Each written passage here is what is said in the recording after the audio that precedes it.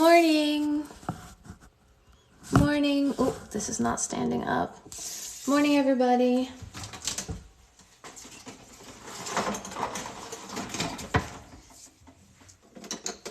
How's everyone doing this morning?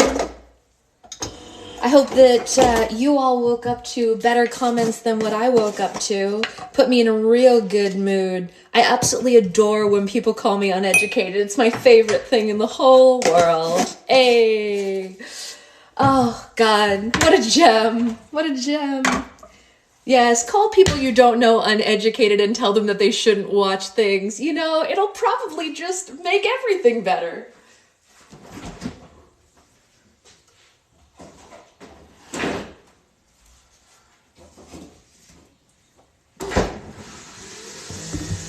Fetus. They call me a fetus. I mean, that might be a compliment.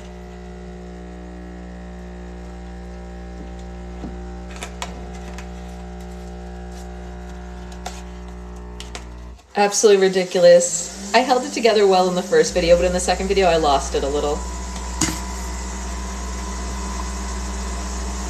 I probably actually have more schooling on the topics than that person does, and they don't know that, and they're just dumb.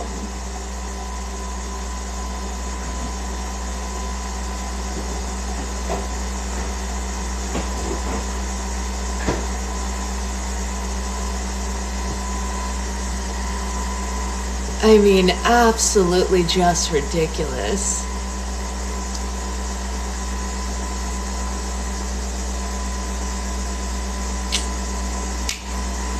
Two days till Disney, yay! We love it. They announced today that they're opening up passes again for DVC members, and because I'm going twice in the next calendar year, I'm considering it depending on the price, because I'm going in November and I'll probably be going again next spring, so I don't know. It might be worth it. I'll think about it. Because they have a special one for DVC members, which is kind of cool. Kind of cool. We shall see. Yep, book club it is. Book club it is. That was okay. It wasn't the best pour, but it was okay. It was all right.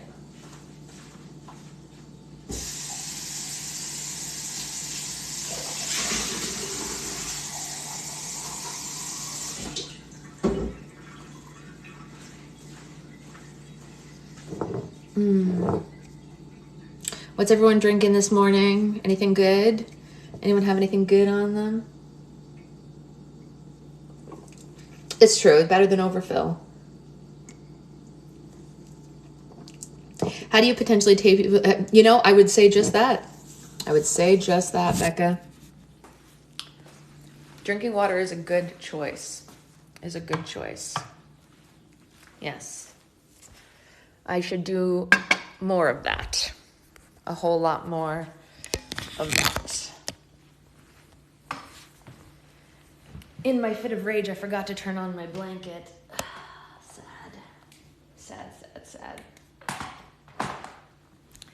Sad. If you recall, I told her not to come and she visited. Yeah, I know. You're eating a chocolate layered cake yogurt. Wow, that sounds crazy. Is it good? Is it good? Morning, take your vitamins because this morning in SoCal is brutal. So, ooh. Not good. That does not sound good at all. I'm good. How are you? Ooh, apparently I have the hiccups. All right.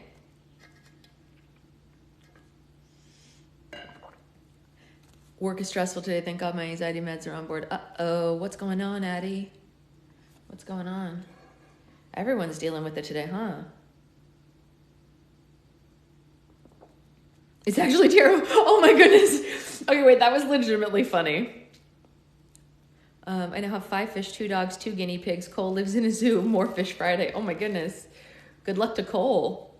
Can you sing? You know what? I posted a singing video yesterday. It's a little early in the morning for singing though. If Tressa was here, I would sing her the Good Morning song. I know she likes that one. Talk about a plot twist, right? Interpersonal work conflict and a lot of change with little leadership. Ugh. Yikes. Yikes.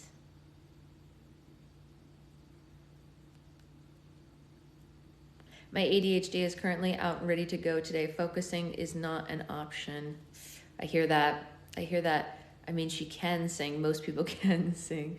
Can you sing the Good Morning song to us? Oh, gosh. Hold on. Let me have another sip of water.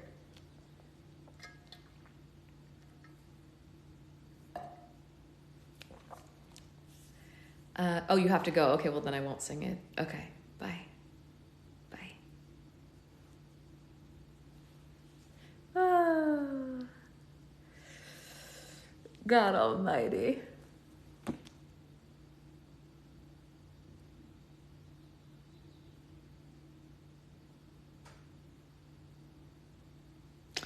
All right, well, let's read some more from the Land of Stories, and maybe it will calm us all down, because it seems like we're all going through something this morning. You know what I mean? Like, we're all dealing with something as a collective, so we're going to read a little more and hope that it just like zens us out. You know what I mean? We could all use a little bit of zen this morning. So for those of you who don't know, good morning, Renee. We are reading The Land of Stories. Yeah, let's all heal our inner child just a little. Yes, I'm definitely going through something with You know what? You're funny. I like you. Let's keep this one. This one's funny. I like the commentary from this one over here with the crappy yogurt. What's your name, friend? We like you. AJ lost his little fire truck and he goes to send dad to work and order a new one. Yep. It's one of those days. Everyone's going through something. So we're going to read The Land of Stories by Chris Coffer. And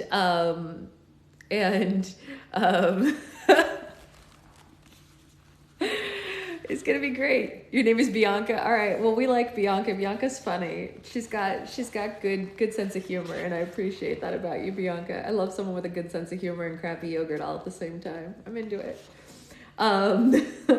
Okay, so we are on chapter 4 for anyone who doesn't know, and if you need a catch-up, the catch-ups are always on the video app later. I need to post yesterday's, but the other ones are, yeah, Bianca's got sass. I'm here for it. Listen, if you've got sass, but it's not aimed meanly at anyone here, I'm all about that life. Like, go for it. You know what I mean? She's not hurting anybody except the yogurt's feelings. And you know what? It probably hurt her feelings too, because it sounds like it's gross.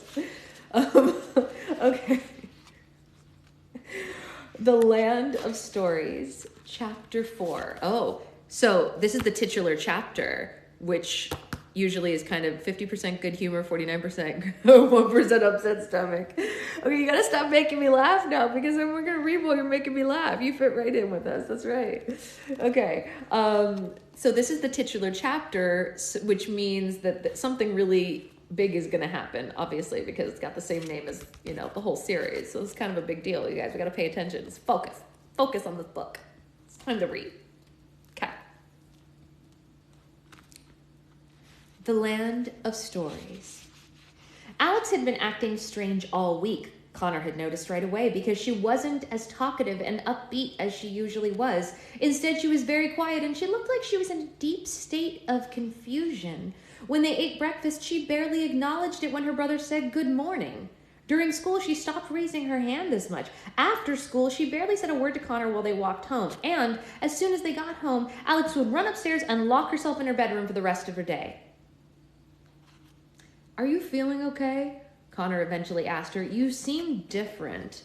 "Yeah, I'm just tired," Alex said. Connor knew she must be tired, because she didn't seem to sleep anymore. Every time he'd gotten up in the middle of the night to get a glass of water or use the bathroom that week, the lights in his sister's bedroom were on, and he could hear her rustling inside, working on something. He didn't have to be a genius to know that his sister was dealing with more than just insomnia.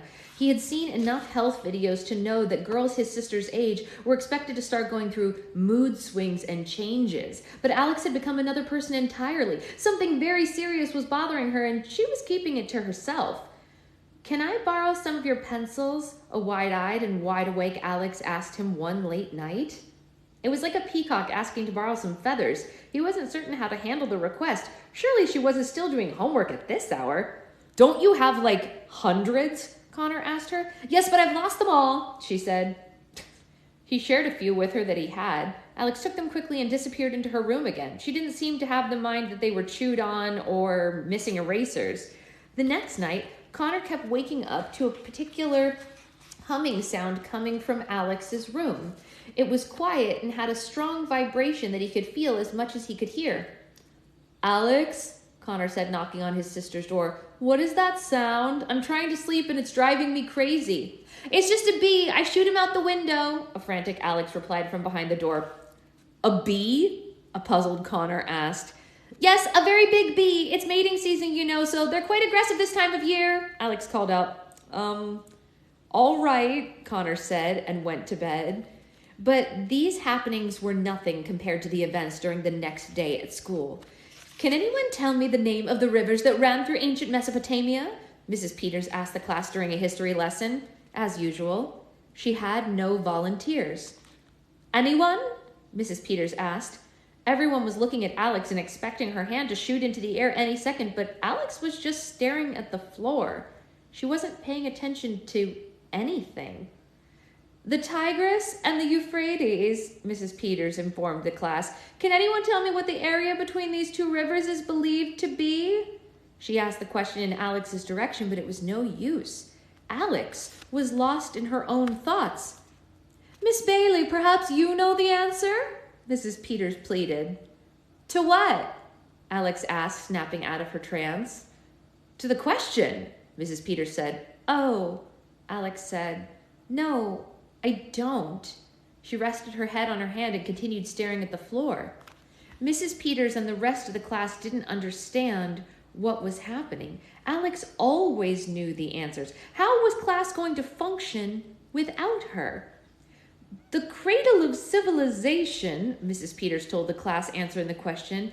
"Many believe that mankind started there." "Miss Bailey!" Alex sat up quickly in her seat. The most shocking thing that had ever happened in class had occurred.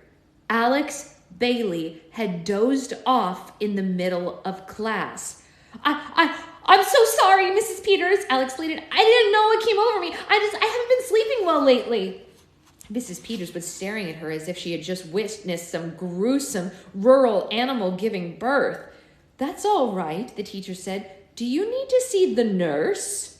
"No, I'm fine. I'm just a little sleepy," Alex said. "I promise that it'll never happen again." Connor had been watching the whole thing like it was a train wreck. All he could do was shake his head. What had happened to Alex? Where was his real sister? She was turning into him. That strange humming sound that Connor had heard the night before suddenly filled the classroom. Alex sat straight up, anxious. Her eyes grew larger than they had ever been before. A few of the students looked around, trying to figure out where the sound was coming from. "Can anyone tell me the technologies Mesopotamia brought to the Bronze Age?" Mrs. Peters asked, oblivious to the humming. "Anyone?" she asked again. Alex's hands shot straight into the air. "Yes, Miss Bailey," Mrs. Peters happily called on her. "May I use the restroom?" Alex peeped. Mrs. Peters sighed with disappointment. "Yes, you may," she replied. Before she had finished granting Alex permission to leave the room, Alex had already jumped out of her seat, grabbed her school bag, and headed out the door. Connor watched his sister leave. His eyes were bulging with suspicion. Why had she taken her backpack with her to the bathroom? He had to know what was going on. He was going to confront his sister here and now at school, where she had no place to run, no bedroom to lock herself into. "Mrs. Peters?" Connor called out. "Yes, Mr. Bailey?" Mrs. Peters asked. "Can I see the nurse?" he asked. "What for?" she asked. He hadn't thought that far into his plan. My elbow hurts," Connor said. Mrs. Peters stared at him blankly. She may have believed him more if he told her that he was a dinosaur. "Your elbow hurts?" she asked. "Yes, really bad. I banged it on my desk and now it's just killing me," Connor said, clutching his perfectly fine elbow. Mrs. Peters squinted and rolled her eyes, two of her trademark indications of annoyance in one expression.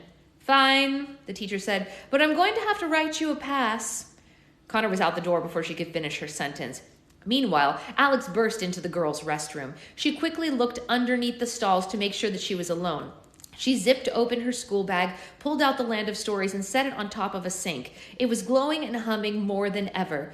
Please turn off, Alex said to the book. I'm at school. I can't get caught with you here. The sound and the shine slowly faded, and the Land of Stories returned to being just a normal book. Alex sighed with relief, but panic once more when someone else suddenly charged inside the restroom. It was her brother.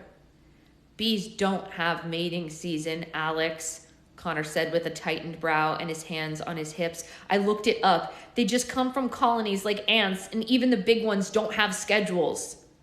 Connor, what are you doing in here? You can't be in the girls' bathroom, Alex shouted. I'm not leaving until you tell me what's going on, Connor demanded. You've been lying to me all week. I know something's up. I have twin tuition. Twin tuition?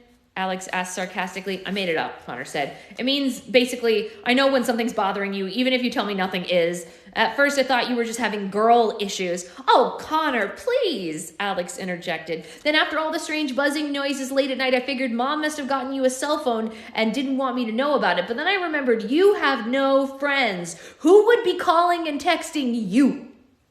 Alex grunted. Now he was being accusative and rude. But I know you well enough to know that it would take something way worse to make you act this way, Connor said.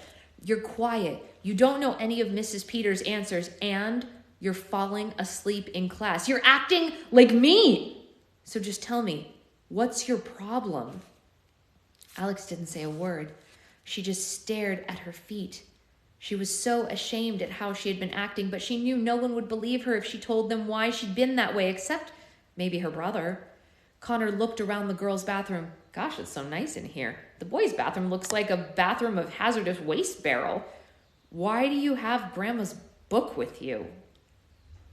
I don't know what's going on. Alex burst into loud, awkward tears when exhausted and overly stressed. Connor took a step back for his own protection. He had never seen his sister so hysterical. At first, I thought I was hallucinating, Alex said. I thought maybe I was having a reaction to something Grandma made us for dinner. That was the first night it happened, but then it kept happening, so I knew it wasn't a reaction. Alex, what are you talking about? Connor asked. The Land of Stories book, Alex yelled. It glows. It hums. Every day it gets louder and brighter. I've lost so much sleep trying to figure out how and why it does what it does. It breaks all the laws of science. Ah, Connor said with raised eyebrows. Alex, I think we should go see the nurse. You must think I'm insane, Alex told him. Anyone would come to that conclusion unless they saw it themselves, but I promise you I'm telling the truth. I don't think you're insane, Connor lied, starting to think his sister was definitely going insane. It happens once or twice a day, Alex said. I'm afraid Mom will find it, so I brought it to school, and the last thing she needs is to worry about a possessed book lying around her house. Connor didn't know what to say. He briefly imagined the future trips he and his mother would take to see his sister in the local asylum, the wisecracks he would make about the cool white jacket that she got to wear. Clearly his sister had lost her mind, but after all they'd been through, he couldn't blame her. He kept thinking about how his dad would have handled this situation. What story would he have used to comfort Alex? Alex, Connor said with understanding eyes, we've been through a lot in the last year. It's perfectly normal to feel overwhelmed, and the humming started again. They looked back at the Land of Stories on the sink. To Alex's relief and Connor's horror, it was glowing. Connor jumped back against the wall as if he were in the presence of an explosive. The Land of Story book, Connor yelled. It glows and it hums. I told you, Alex said. Connor's mouth was wide, so open wide that it was almost touching his chest. Is it radioactive? He asked. I doubt it, Alex told him, and she reached for the book. Don't touch it, Alex, Connor shouted. Relax, Connor, Alex reassured him. I've been dealing with it all week. Using one finger, she flicked the book open, and the entire restroom was illuminated. All the illustrations and writing had disappeared, and the pages seemed to be made of pure light. Alex leaned closer to the book. Listen, do you hear that? She asked. I can hear birds and leaves. I can hear sounds coming out of it. I've never heard these sounds before. Connor edged away from the wall and leaned down a bit with his sister. The sounds of birds chirping and trees blowing in the wind echoed off the tile and porcelain in the bathroom. "How is this possible?" Connor asked. "Are you sure it doesn't have batteries or something?" "My most educated analysis with all of the means of science and technology in mind is that it's magic," Alex said. "There's no possible other explanation." "Do you think Grandma knows about this?" Connor asked. "She's had the book for years before she gave it to us. Do you think this has happened before?"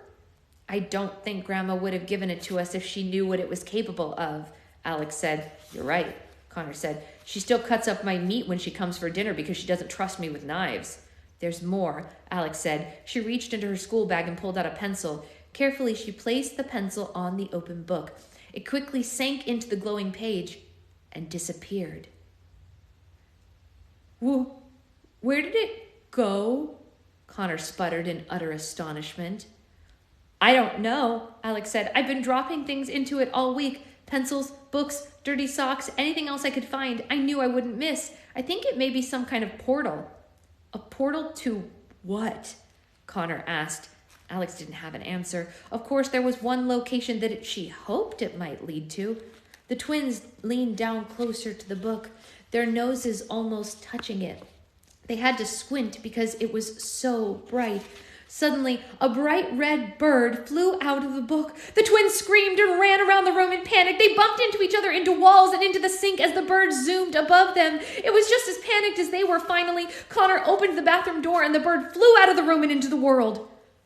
"You didn't say things came out of it too," Connor yelled. "I didn't know. That's the first time that's happened," Alex yelled back at him. The book slowly dimmed and returned to normal. Connor's head was spinning. He couldn't believe that all the things he had just witnessed. No wonder Alex had been having such a rough time this week. Now he felt his own sanity might be slipping too. "We have to get rid of this book," Connor exclaimed. "After school, we should ride our bikes down to the creek and toss it in so no one ever finds it." "We cannot get rid of this book," Alex said. "It's Grandma's book. It's been in our family forever." "Birds are flying out of it, Alex. I'm sure she will understand," he said. "What if a lion or a shark come out of it next?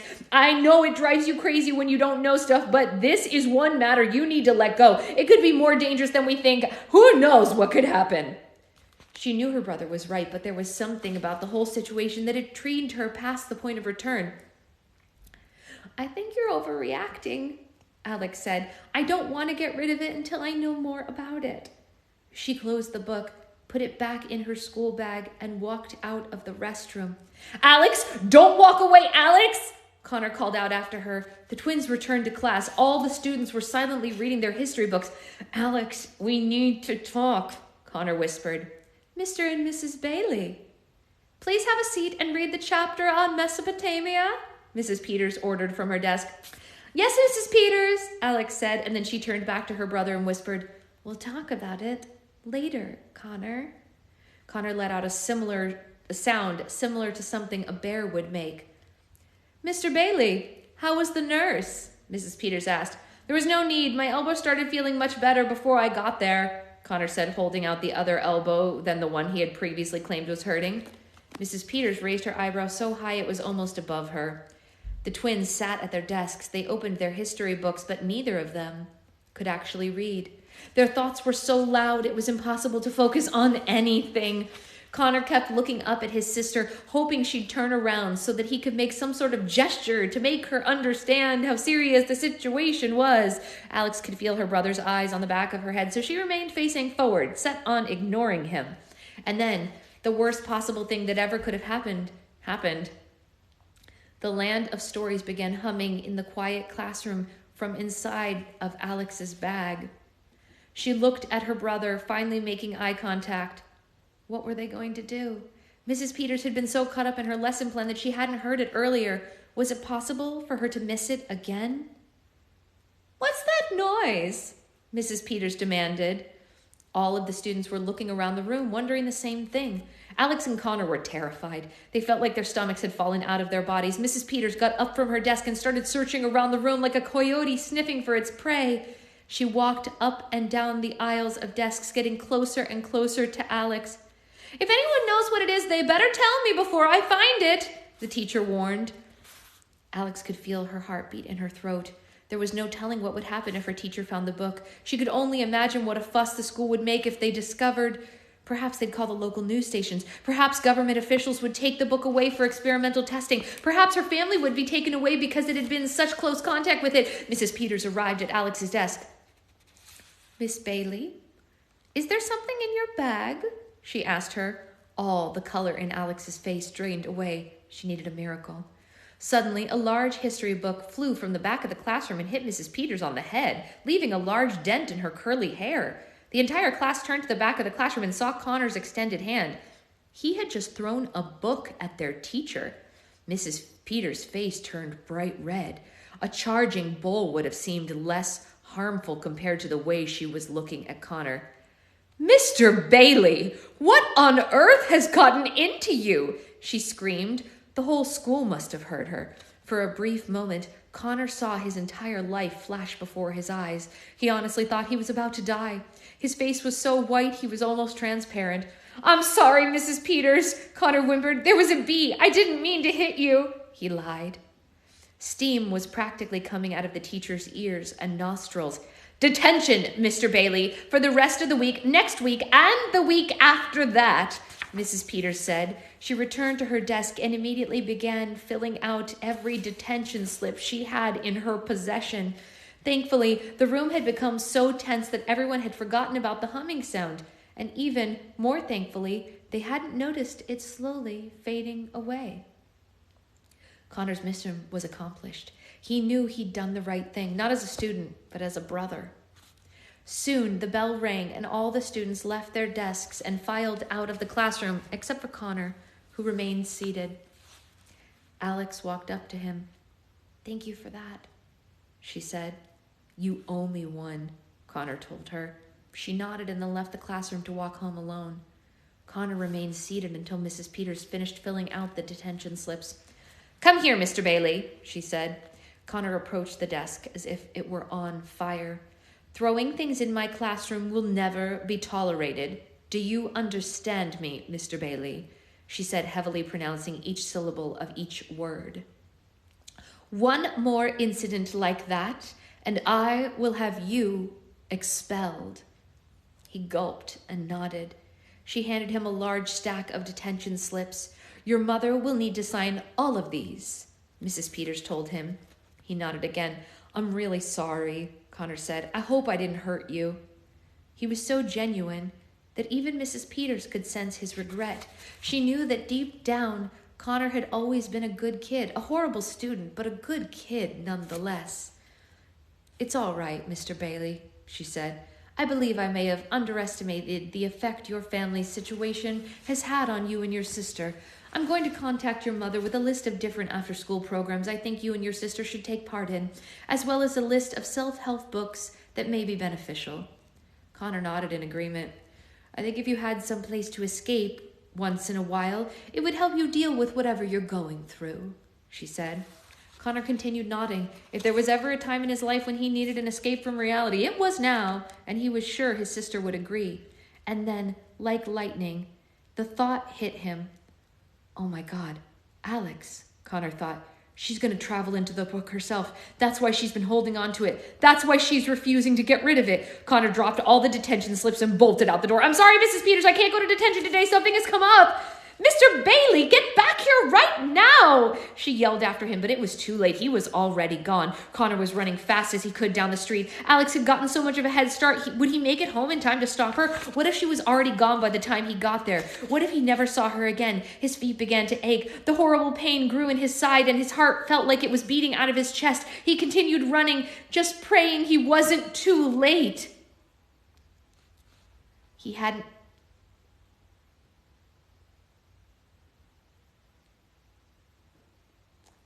I'm sorry. There was legitimately a buzzing by my ear because there's a fly in here. But in the middle of reading all of this, for there to be a buzzing all of a sudden out of nowhere. Woo! Okay. It's just a fly, but that took me out of the moment for a second. Woo! That was funny. I was like really in it, and then there was buzzing in my ear. Sorry, you guys. I didn't mean to take us all out of the moment for a second. We were like really in it. It hadn't been more than 5 minutes since Alex had gotten home when the Land of Stories began acting up again. She ran up the stairs to her bedroom and promptly shut the door behind you. Alex took the Land of Stories out of her school bag and placed it on her bedroom floor. She opened the cover and her room lit up from its golden glow. She smiled to herself. Alex had always hoped something magical would happen to her, and now something finally was. She pulled out a pencil from her school bag and placed it on top of the book and watched it disappear. Alex looked around the room for other disposable things she could drop into the book. She was out of pencils, and the book she left on her bookshelf were the ones she wanted to keep. She looked down at her school bag. She did have plenty of school bags. She placed her whole bag on top of the book and watched it as it, too, sank slowly into the storybook. Where were all these things going? Was it transporting them to another part of the world? Would she find a pile of her school supplies in India or China? Or did the book send the items someplace else entirely? Was it possible they were going to another world? Was it a world that Alex secretly hoped for? There was only one way to find out. It was the idea that she had managed to suppress all week. What if she went into the book? No, she couldn't possibly do such a stupid thing. What if she never came out? But what if she stuck her hand into the book? What would happen? Would it hurt? Would her whole arm disappear? Alex's curiosity overruled her caution. She sat on her knees and bent over the book carefully. Alex started with just her fingertips. So far, so good. There was no pain. She only felt a warm, tingly sensation. Alex reached farther. She was wrist deep now, and still nothing had happened that worried her. She went further. The book was up to her elbow. If the book hadn't been there, her hand would surely be sticking out through the ceiling downstairs. Alex leaned forward even farther. Almost shoulder deep into the book, she moved her arm around, seeing if there was anything to grab onto inside of it. Suddenly, her bedroom door burst open, and Connor ran inside, sweating and out of breath. "Alex, don't do it!" He completely startled her, and Alex lost her balance and fell headfirst into the book. "Alex!" Connor cried out to his sister. He jumped onto the ground, grabbing her foot before she could disappear entirely, but it was too late. Alex had fallen into the Land of Stories.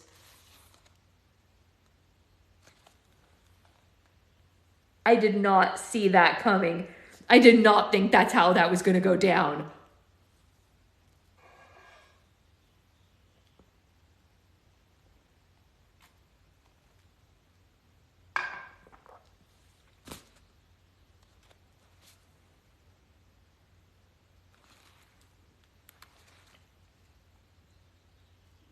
It's so good so far, you guys. Are you guys like on the edge of your seat with me, or is it just me? That chapter had me like in the moment. Did anyone else feel like they were like literally in it as they were reading that chapter? Oh my gosh. And I'm going to say something just a little bit snotty, just like a little bit snotty, and maybe just a little bit not so nice. And that snotty, not nice thing that I'm going to say is, would someone who doesn't know anything about theater and has never worked in theater be able to read that well without any prior knowledge of what was coming in the chapter and do all of the characters at the same time? No. So tell that evil person in my comments that I'm really awesome. Bleh, to them. Because they probably can't read out aloud as good as I can. Cold reads are hard. Cold reading is hard. And it's a skill. And you learn a lot. I was supposed to be doing dishes and I just sat down and listened. Oh, Amanda, that's so sweet. Thank you. Let's see how long the next chapter is. I guarantee they couldn't do it. Same. We should challenge them, right? We should challenge them to extemporaneously speak or to read aloud for a whole chapter without messing up the characters. They could never. They could never. People are so obnoxious.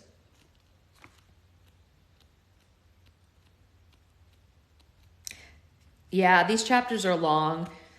I started a little bit late today, so I'm not going to be able to They're obviously clueless. We definitely let them know. We did let them know. They don't have any videos, so yeah, no, they don't have anything.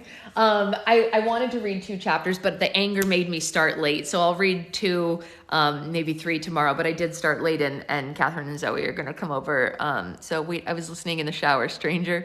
Oh yeah, there's videos about it. There was this whole stupid thing that happened this morning. There's a person. Yeah, hear me out though. Live later. Yeah. No, we're gonna be doing a live later. Could I possibly see my slime today? Yeah, you can. Oh wait, which I mailed some of the slimes yesterday. I didn't mail yours, right? Because yours needed to settle. So I can show you yours today. I haven't packaged it yet. If you want me to package yours on live, Miranda, I can. You're Miranda, right? That's your name, if I'm remembering correctly. You're Miranda. I can show them on live later. So we can do that. We can do live later. We can make more roll for slimes. I also have to make some custom slimes. If Tressa's around, I'll be doing hers. Check her recent videos if you want to be defensive and angry. Yeah, oh, you are okay. Yeah. I can package yours later. Yeah. I'll probably go on the same time in the afternoon because that's when Zoe naps. So it's a really easy time for me to go on and do it. But yeah. I went to the P.O. box yesterday, Shira. It probably just hadn't been processed yet because I went yesterday. And that, thank you. I'm going to go see what time they're getting here for breakfast and then get to work. All right. Talk to y'all later. Bye, guys.